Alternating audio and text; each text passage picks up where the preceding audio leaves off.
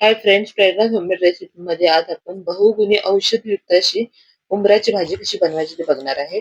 आता पिकलेले उंबर खूप जणांना माहिती आहे, पण कच्च्या उंबराची भाजी करतात हे बऱ्याच लोकांना माहित नाहीये किंवा ती कशी बनवतात हे कमी लोकांना माहिती आहे.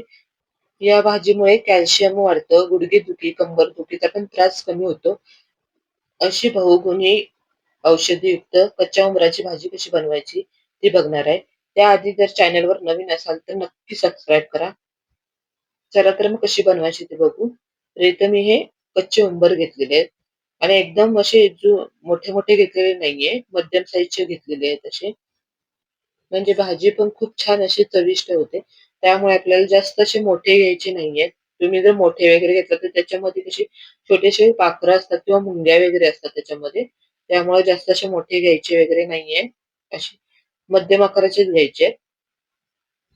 आता हे आपण स्वच्छ असे धुवून घ्यायचे. असे 3 ते 4 वेळा आपल्याला स्वच्छ असे पाण्यातनं धुवून काढायचंय. आणि त्याचे जे देठ वगैरे असते ना, तर ते काढून टाकायचे.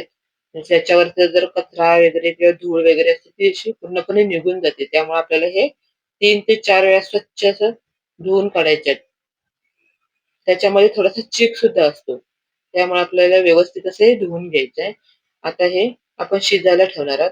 कुकरमध्ये मी 1 तांब्या पाणी घेतलेलं आहे आणि त्यामध्ये आता मी हे उंबर घालून शिजवून घेणार आहे.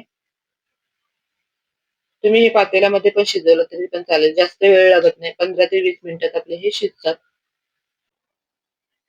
तर आता कुकरचं झाकण लावून मी त्याची 1 शिट्टी करून घेणार आहे. जास्त आपल्याला शिजवायचं नाहीये. 1 शिट्टीमध्ये आपले हे उंबर शिजून होतात.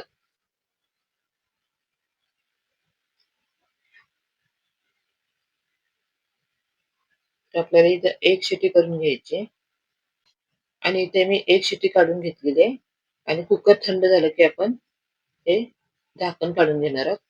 आणि बघू शकता इथं छान असे उंबर हे शिजलेले आहेत. तुम्हाला मी दाखवते. ते असे आपल्याला शिजवून घ्यायचे.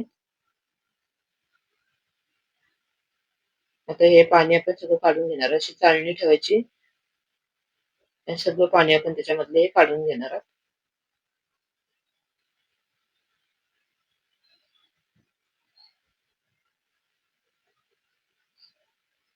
तर खूप वेळ लागत नाही शिजायला. पहिल्या 1 शिट्टीमध्येच हे उंबर छान असे शिजतात. तर इथं थंड झाले की तर आपण त्याचे असे लहान-लहान असे तुकडे करून घेणार आहोत.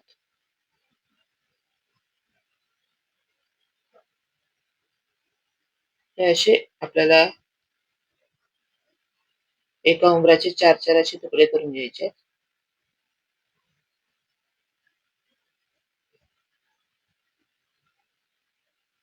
तर असेच आपण हे बाकीचे पण करून घेणार आहोत.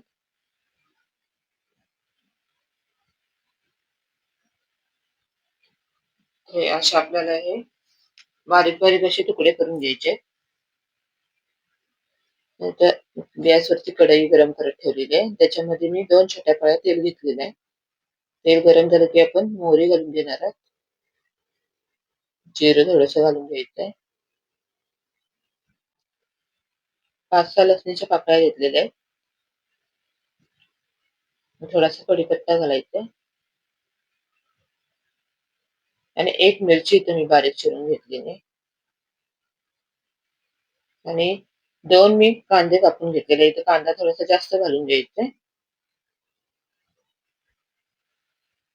आणि आता हे चांगलं असं आपण कांदा हा शिजेपर्यंत व्यवस्थित असं परतून घ्यायचं आहे. 2 ते 3 मिनिटं आपल्याला परतून घ्यायचं आहे हे.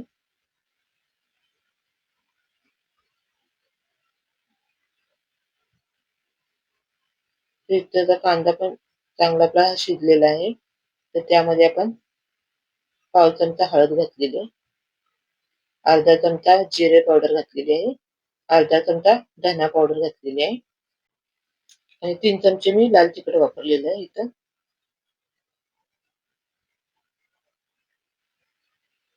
आता हे चांगलं असं परतून घ्यायचंय.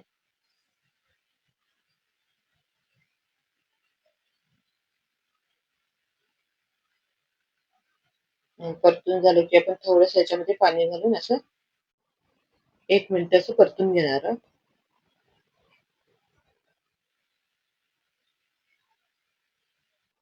आता इथं 1 मिनिट परतून झालं की त्यामध्ये आपण शिजवलेले ते उंबर घालून घेणार आहोत.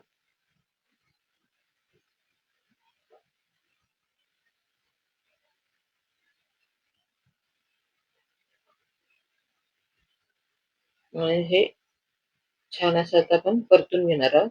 आता चवीपुरतं मीठ घालून घ्यायचंय आणि चांगलं असं आपण असं परतून घेणार आहोत. व्यवस्थित असं मिक्स करून घ्यायचंय.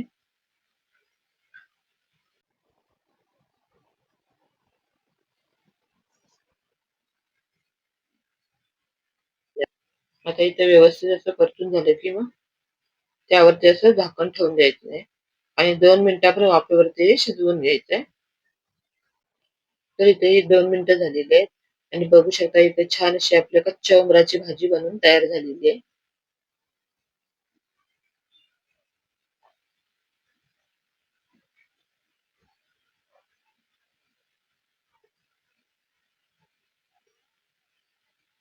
अशा प्रकारे आपली ही बनवून तयार होते. तर वरून थोडीशी आपण कोथिंबीर घालून घेणार आहोत आणि परत आता आपण व्यवस्थित असं परतून घ्यायचंय.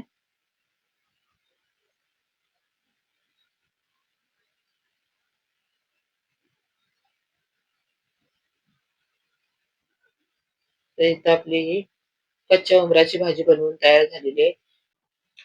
तर खूप छान चविष्ट अशी ही भाजी बनवून तयार होते. तर तुम्ही पण ही भाजी जर कधी बनवलेली नसेल तर नक्की बनवून बघा आणि खूप औषधीयुक्त अशी ही भाजी आहे.